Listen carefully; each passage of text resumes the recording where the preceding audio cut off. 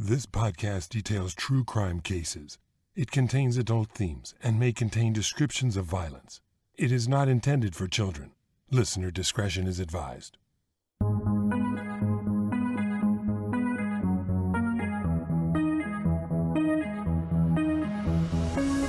Thank you for joining me for today's episode of Once Upon a Crime. I'm beginning a new series for the month of July that I've titled Final Curtain Call.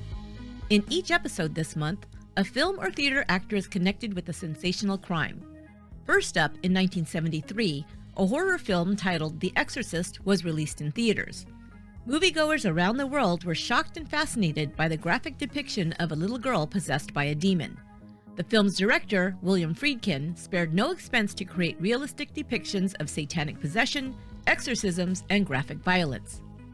But behind the scenes, one of the film's extras would confess to a real-life murder and be suspected of several more. This is the first chapter in the series, Final Curtain Call, Paul Bateson and The Exorcist.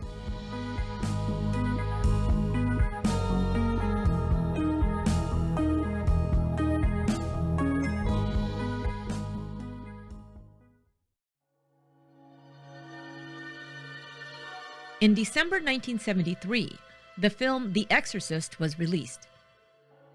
The supernatural horror movie told the story of the demonic possession of Regan, a 12-year-old girl, and two Catholic priests' attempts to release her from Satan's grasp through exorcism. Some scenes were so disturbing and graphic in nature for that era that moviegoers reported vomiting and fainting in theaters. In one scene, Regan's mother, played by Ellen Burstyn, desperate to find a reason for the bizarre behavior exhibited by her child, allows her to undergo a medical procedure called cerebral angiography. Director William Friedkin wanted the medical scenes in the film to appear as realistic as possible, so while conducting research for the film, he observed one of these procedures being performed in the radiology lab of New York University Medical Center. Impressed by the lab's staff, Friedkin invited all of them to be extras in the movie. One of the extras was a radiology technician named Paul Bateson. Bateson is seen talking to Regan and preparing for the medical procedure in the movie scene. His bedside manner induces a calming effect on the terrified child, as he helps place her on the table and attaches wires to her shoulders. At that time, an angiography was performed by using a needle to puncture a patient's carotid artery in order to insert a catheter. A contrast agent was then injected into the vein in order to make blood vessels more visible under X-rays. Friedkin chose to depict this procedure as part of Regan's ordeal, because when the vein was pierced, it caused a very visible arterial blood spray that he wanted captured on film. This is still considered one of the most disturbing scenes in the movie. It is also praised as one of the most accurate and realistic medical scenes in a movie by medical professionals. Bateson's walk-on role in The Exorcist would not catapult him to Hollywood stardom, but Paul Bateson had demons of his own, which led him to commit an act of violence, and as a result, made him a prime suspect in a series of grisly murders.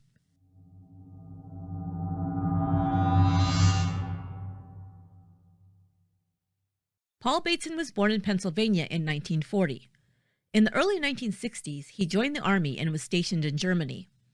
It was while serving in the military, Bateson would later say, that he became an alcoholic, quote, out of boredom. After returning home to Pennsylvania, Bateson quit drinking and took courses to become a radiology technician. He relocated to New York City and began a relationship with a man that lasted several years. While the couple enjoyed socializing in clubs and vacationing on Fire Island, the relationship was marked by excessive alcohol consumption, at least on Bateson's side, and we have already learned that he had a propensity to overindulge. Bateson's life was also marked by losses at this time when his brother died by suicide and his mother suffered a stroke.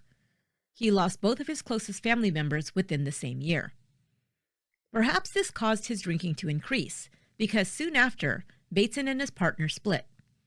Bateson would later admit that this was in part as a result of heavy drinking. In 1970, Bateson moved to Borough Park, Brooklyn, commuting each day into the city to work at New York University Medical Center as a radiology technician. He was well-liked and respected by his colleagues. His direct superior in the radiology department, Dr. Barton, said of Bateson, "He was the most experienced and he was the best." It was because of his calm and professional demeanor that he caught the eye of director William Friedkin in 1972 and became an extra in the highest-grossing horror movie of all time. The Exorcist was produced with a $12 million budget and made over $440 million at the box office. Not until the 2017 release of It did another R-rated horror film beat its record. The Exorcist also became the first horror film to be nominated for an Academy Award for Best Picture. It was nominated for a total of 10 Academy Awards, taking home the top prize for Best Adapted Screenplay and Best Sound. William Peter Blatty, who wrote the 1971 book by the same name, also won a Golden Globe Award for Best Screenplay. Linda Blair won the Globe for Best Supporting Actress at the young age of 14, and as a result, became one of the most sought-after young actresses of the 1970s. Life after The Exorcist did not work out so well for Paul Bateson, however. Due to his excessive drinking, which affected his job performance, Bateson was fired from New York Med just 2 years after appearing in the film.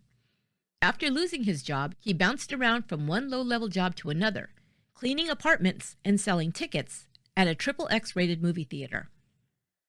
For a time, he attempted to quit drinking by attending Alcoholics Anonymous meetings.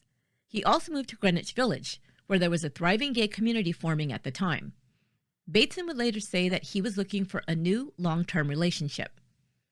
But he soon found himself drinking and drugging the nights away at a series of after-hour clubs that catered to a subculture of the gay community.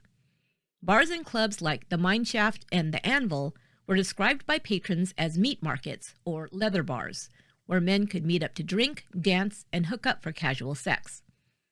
The mid and late 1970s was the golden age of sex. Discos, single bars, and clubs were like Disneyland for adults, especially in large metropolitan cities like New York City. More young people, gay and straight, in this pre-AIDS era, no longer felt inhibited about freely and casually engaging in sexual encounters with relative strangers. As a result, establishments that advertised an uninhibited good time flourished in New York and in Greenwich Village, where Paul Bateson spent most of his time, which catered to the gay community. By 1977, 37-year-old Paul Bateson was single, looking for love, and once again, his alcohol consumption was out of control. By this time, he was consuming over a quart of vodka a day. He was also underemployed and in need of cash. In contrast, 36-year-old Addison Verrill was doing very well for himself.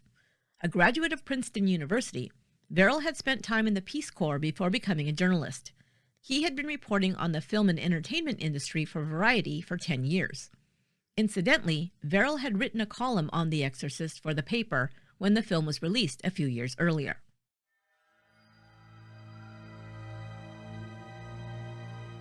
On the morning of September 14, 1977, Addison Verrill was found dead in his apartment located at 2 Horatio Street. He had been beaten and stabbed to death. Police found no sign of forced entry and noted that it appeared he'd had company at his apartment that night. Several empty beer cans and half-filled cocktail glasses were found at the scene. Although the apartment appeared to have been ransacked, nothing of value was taken. The investigation turned up witnesses who said they'd seen Verrill the evening prior at Badlands, a gay bar on Christopher Street. It was reported he left with another man, but the description of the stranger was too vague to be useful. The investigation into Verrill's murder ended practically before it began. At least one man took great offense at what appeared to be the brush-off of a gay man's murder by both the police and the media. Arthur Bell, a columnist for the Village Voice, was also a gay rights activist and founding member of the Gay Activist Alliance in New York City. He began his career with the Village Voice, writing about the Stonewall Rebellion of 1969. Sometimes referred to as the Stonewall Riots, these were a series of clashes between police and the gay community that began as a response to ongoing police raids of gay clubs in Greenwich Village. On the morning of June 28, 1969, patrons of the Stonewall Inn at 53 Christopher Street fought back against police when the raid turned violent. More protests erupted over the next few days. The Stonewall Rebellion is referred to as a watershed moment in the fight for LGBTQ rights in the United States. On the first anniversary of Stonewall, the first gay pride marches took place in Chicago, Los Angeles, New York, and San Francisco, an annual event that celebrates and marks the beginning of the fight for gay rights to this day. Arthur Bell was a fierce advocate for gay rights and wrote about the lack of adequate response to investigating Addison Verrill's murder, and that of at least half a dozen other gay men in the 2 years prior. Between 1975 and 1977, 6 bodies were found washed up on the shores of the Hudson River. The bodies had been dismembered, placed into garbage bags, and thrown into the river. Although they had not been identified, some clothing found with them and tattoos on body parts provided clues that the victims were homosexual men. Clothing articles were traced back to Greenwich Village shops that served the leather subculture. Tattoos also hinted at the men being members of the gay community. And yet none of these victims had been positively identified, and the police had no suspects. Now another gay man was also found murdered, and Arthur Bell could not abide by the fact that Verrill's murder would also go unavenged. He called out the media, the police, and the public in his column. Quote, "Each year there are approximately 4 sexually oriented murders of gay men in the Greenwich Village area," Bell wrote. "Seldom do the papers report the crimes. Not all the killers are apprehended. Often witnesses are afraid to speak up because of their closeted status." He continued, quote, "We're all aware that there are psychopaths roaming the New York streets.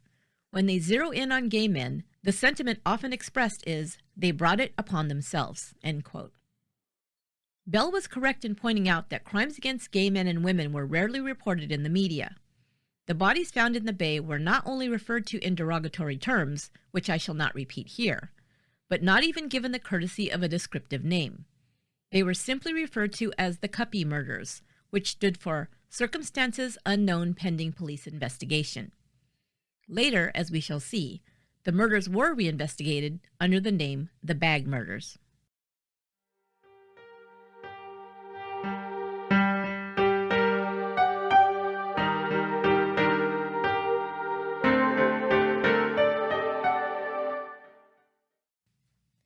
Hey there, this is Esther from Once Upon a Crime. A big thank you to all our new YouTube subscribers. If you like what you're seeing, make sure to tell a friend and share the true crime stories.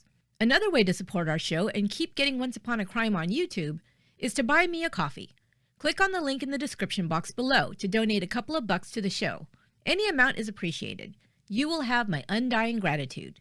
Thanks.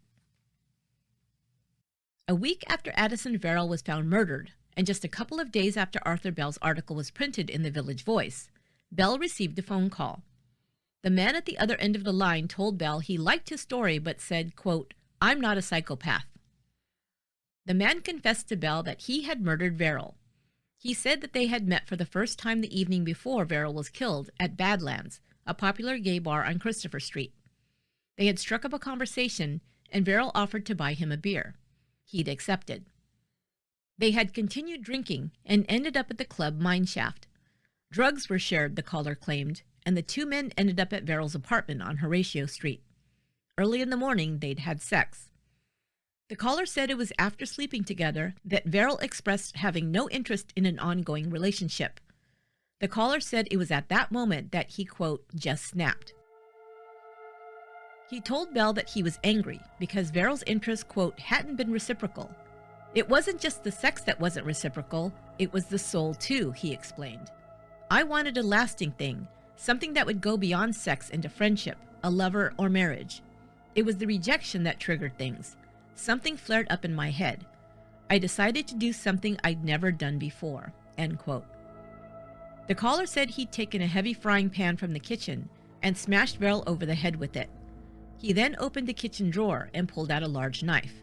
He'd plunged it into the man's chest. After Verrill was dead, his murderer had stolen $57 in cash from his wallet, his MasterCharge card, and his passport. He'd also taken some of Verrill's clothes before leaving the apartment. The caller said he'd used the stolen cash to purchase alcohol and spent the rest of the day drunk. After hearing the man's confession, Bell called the police and reported the call. It was the first lead investigators had about Verrill's murder, but the caller had given no solid clues as to his identity. Luckily, the next big break in the case came just a few hours later. Bell received a second phone call, this time from a man named Mitch. Mitch told Bell that an acquaintance of his named Paul Bateson had also called him and confessed to Addison Verrill's murder. Bateson was rounded up and arrested. He put up no resistance as he was handcuffed and taken in for questioning.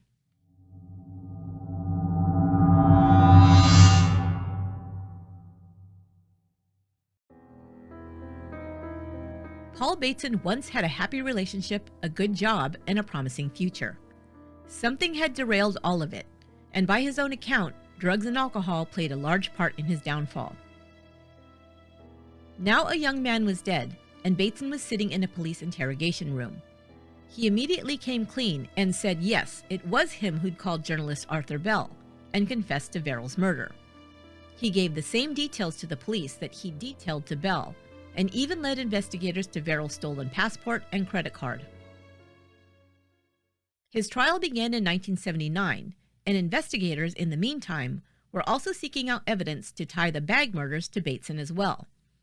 They didn't have much to go on, other than the fact that Bateson's victim was also a gay man.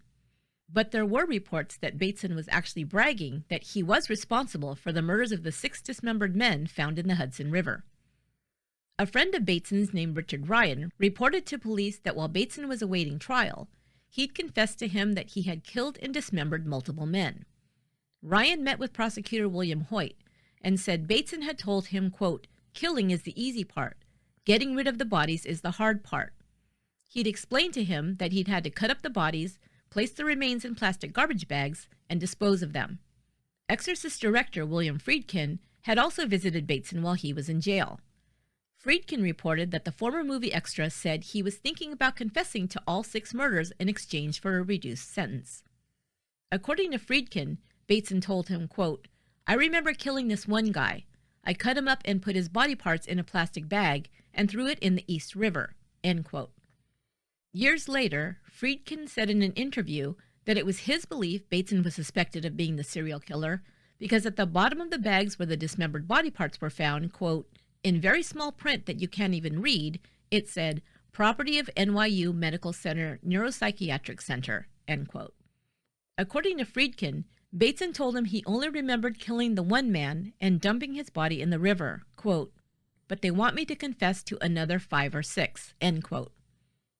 This conversation that Friedkin swears he had with Paul Bateson may be misremembered or a figment of his imagination.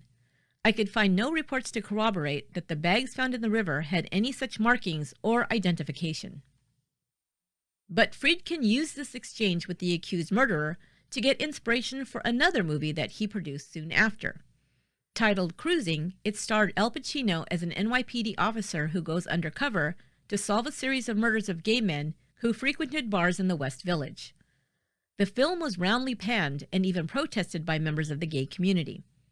Columnist Arthur Bell wrote a scathing review of the film, stating that the depiction of gays in Cruising was filled with negative stereotypes, and the plot line more than suggested that, quote, "murder is the result of having gay sex," end quote.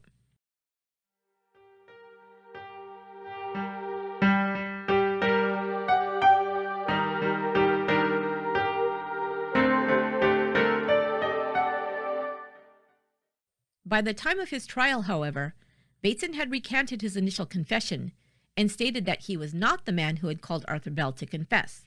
He pled not guilty. On March 5, 1979, Paul Bateson was found guilty of the murder of Addison Verrill and sentenced to 20 years in prison. He was not charged with any of the other murders as the judge concluded that the prosecutor's case against the defendant was, quote, "too ephemeral to have any connection to this case," end quote. Bateson continued to maintain his innocence of any of the murders, saying, quote, "I am not the person described by Prosecutor Hoyt at all. I feel a great loss for Mr. Verrill, and I'm not at all the type of person as he described me," end quote. Paul Bateson spent more than 24 years behind bars and was released on parole on August 25, 2003, the day after his 63rd birthday. He dropped out of sight and his parole ended in 2008. According to records, he died in September of 2012. Columnist Arthur Bell died in 1984 at the age of 51 from complications arising from diabetes. As well as a longtime columnist for the Village Voice, Bell also wrote 2 books, Dancing the Gay Live Blues, published in 1971, and Kings Don't Mean a Thing, published in 1978.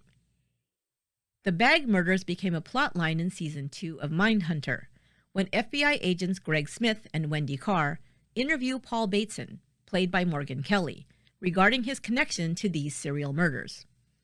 The Bag murders have never been solved, and the victims never identified.